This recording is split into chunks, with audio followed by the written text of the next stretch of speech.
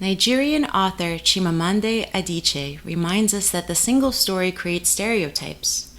And the problem with stereotypes is not that they are untrue, but that they are incomplete. They make one story become the only story. My name is Dr. Rosie Jayde Uyola, and I am here to tell one story. I created this presentation using primary and secondary sources to provide a historical context for today's public discourse on gender.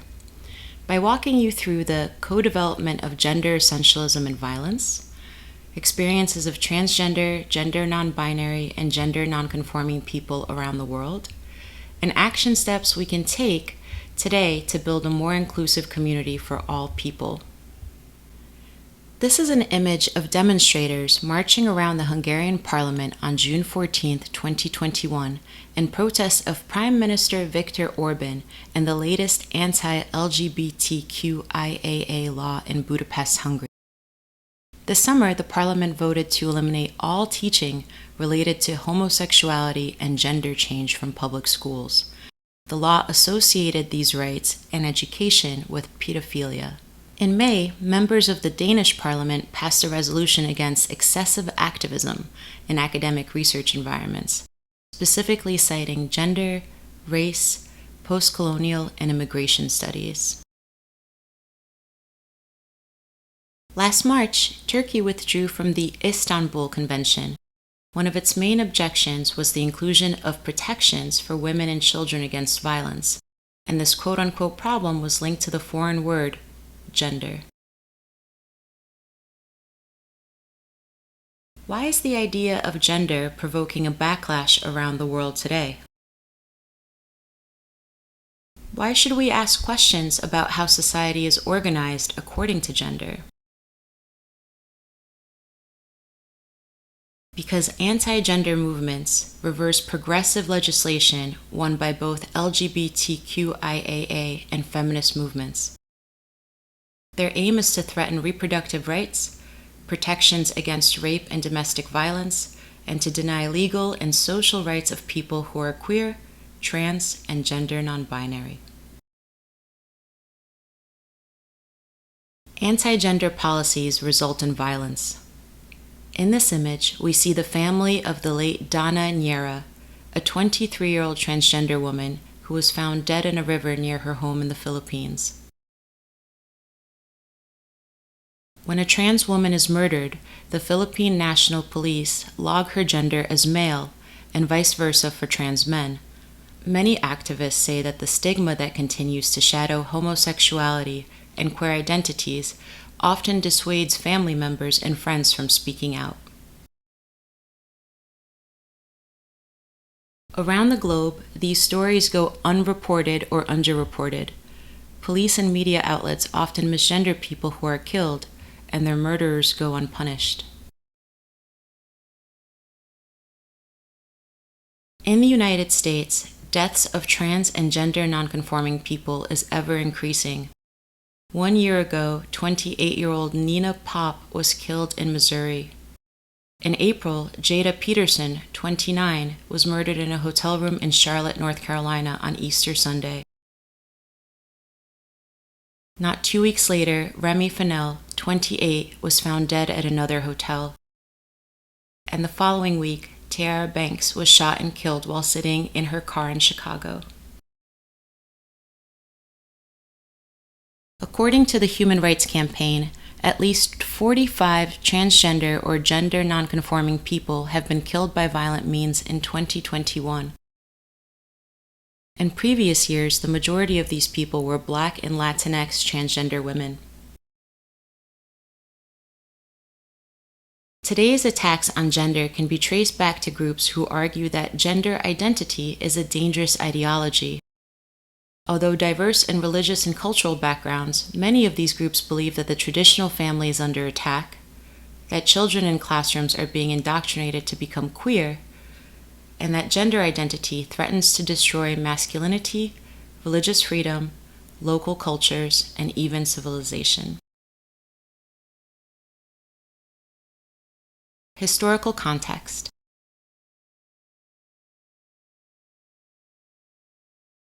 Before we discuss how gender nonconforming people have existed throughout millennia across regions, kingdoms, and nations, it is important to understand how gender essentialism is connected to violence.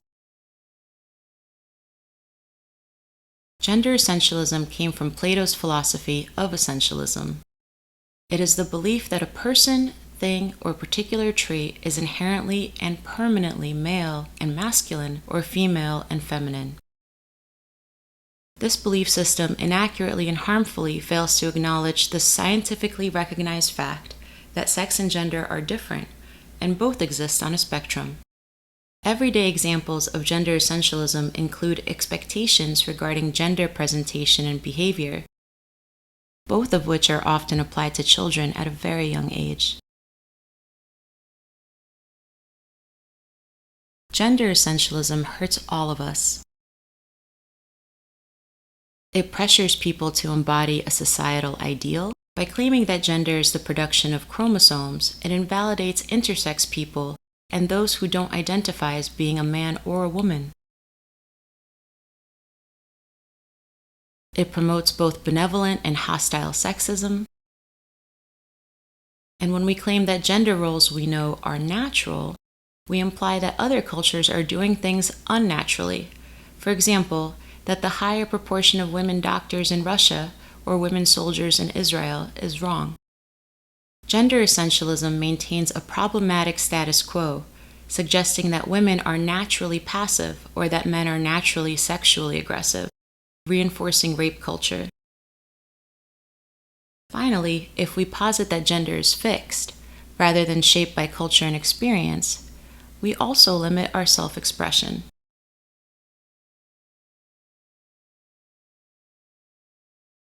In 1988, scholar Judith Butler published the essay Performative Acts and Gender Constitution.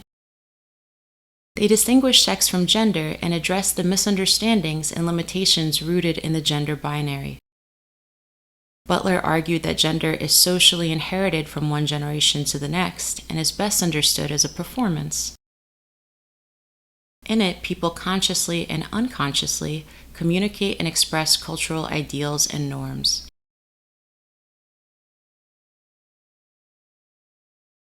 Gender history. Gender-variant people have been fighting for liberation all over the world for centuries. Hijras in South Asia. Hijras are one of the oldest and best-known examples of gender variance. Throughout history, Hijras in Southern Asia have been associated with sacred powers. British colonial rule in India criminalized Hijras, who were traditionally powerful figures in charge of collecting taxes and duties in Mughal courts.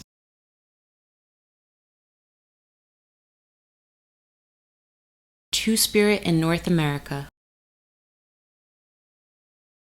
Several First Nations in North America recognize multiple genders, many of which are fluid. Non-binary or transgender people are seen as doubly blessed, having both the spirit of a man and the spirit of a woman.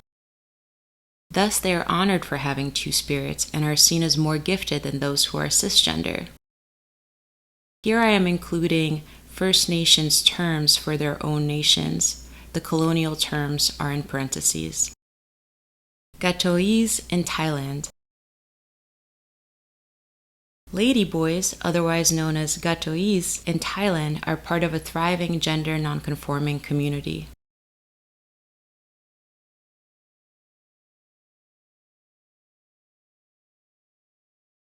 Mahu in Hawaii.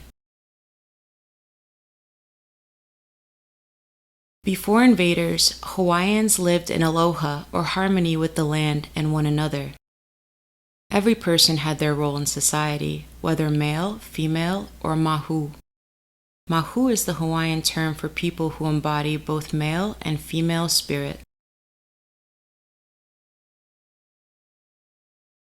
Fa'afafine in Samoa. Fa'afafine is a third gender in Polynesian culture and has been part of island life for as long as anyone can remember, according to oral history. Most villages have fa'afafine and an estimated population of several thousand across Samoa's islands. The identity makes no claim about sexual orientation, only gender. While Samoan law criminalizes sex between men, culturally, it is also not acceptable for a man to wear a woman's clothes. However, the Fa'afafine community freely exists as a third gender outside of these boundaries. Babaylan in the Philippines. Philippine indigenous communities recognize a woman or man as babaylan, or someone who has the ability to mediate with the spirit world, has her own spirit guides, and is given gifts of healing, foretelling, and insight. In English, the closest word would be a shaman. In Filipino communities, the babaylan name is used by those who are inspired by the spirit of revolution against colonialism, belief in sacred wholeness, and the desire to serve their communities in achieving peace and justice.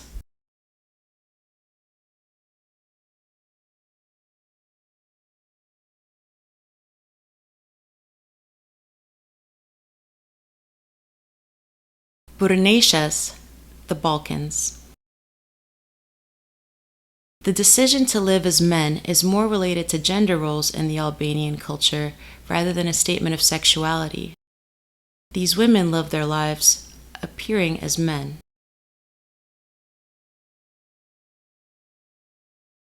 Becoming a Burnesias elevated a woman to the status of a man and granted her all of the rights and privileges of the male population.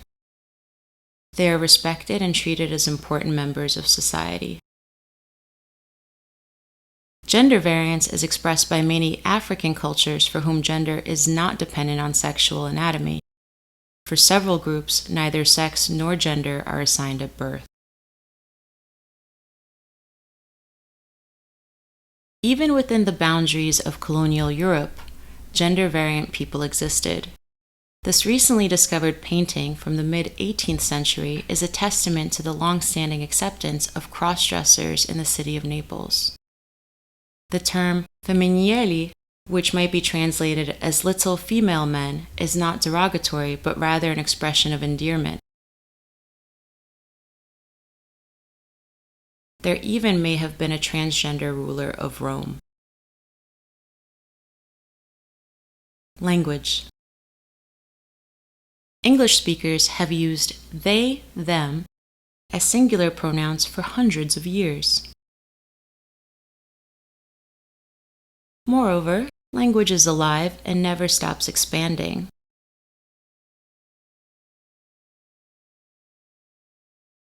Fidelity to grammar is not an excuse to misgender people.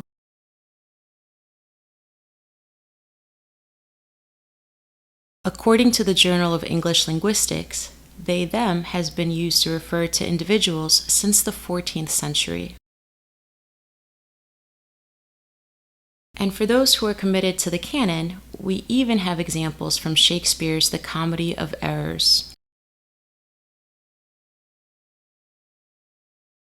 as well as Shakespeare's poetry.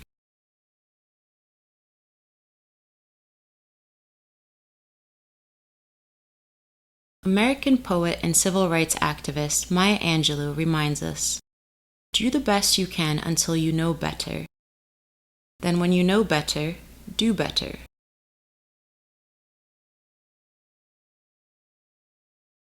What actions can we personally commit to right now, without additional resources and without additional time? Use gender-inclusive language even when you don't think you need to. For example, when teaching class or presenting to fellow students, avoid saying things like, "Hey guys." When gathering children around to sing happy birthday, avoid saying terms like boys and girls. Ask all people their pronouns. Don't say preferred pronouns, which implies that their pronouns don't really belong to them, as though they are just quote-unquote preferred over their true pronouns. Avoid qualifying terms such as self-identified, female-bodied, male-bodied, or born a boy or a girl. Understand that gender identities and gender expressions may change over time and may also change back.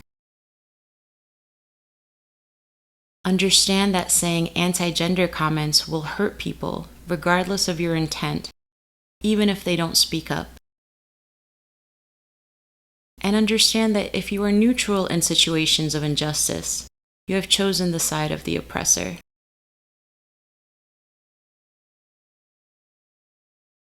If you are committed to action, please consider supporting gender-affirming groups, locally and nationally.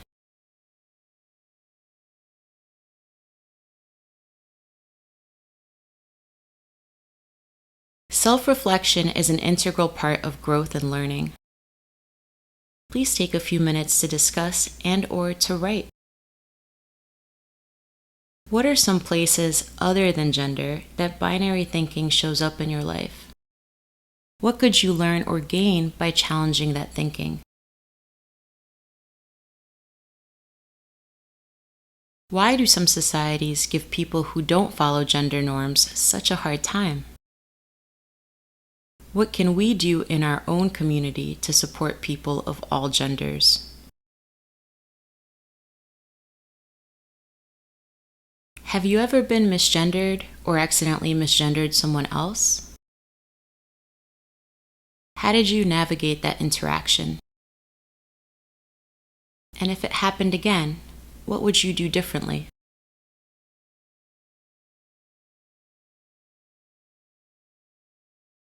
Thank you so much for your time.